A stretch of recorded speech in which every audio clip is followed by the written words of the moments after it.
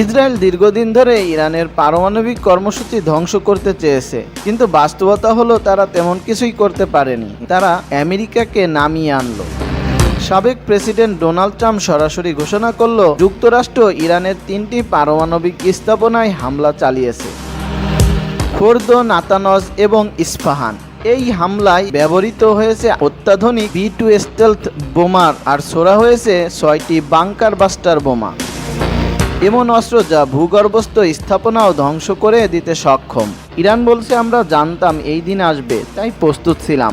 বিশ্বের নিরাপত্তা বিশ্লেষকরা বারবার একটি বাক্য ব্যবহার করেন, ইরানের নিচে আরেকটা ইরান আছে। অর্থাৎ যতটা ইরানকে আমরা উপর থেকে দেখি তার চেয়ে অনেক বেশি কিছু লুকিয়ে আছে মাটির নিচে। ইরানের গুরুত্বপূর্ণ পারমাণবিক গবেষণা কেন্দ্রগুলো, military drone factor, storage facility, এমনকি বিমান ঘাঁটিগুলোর একাংশ ভূগর্ভে নির্মিত।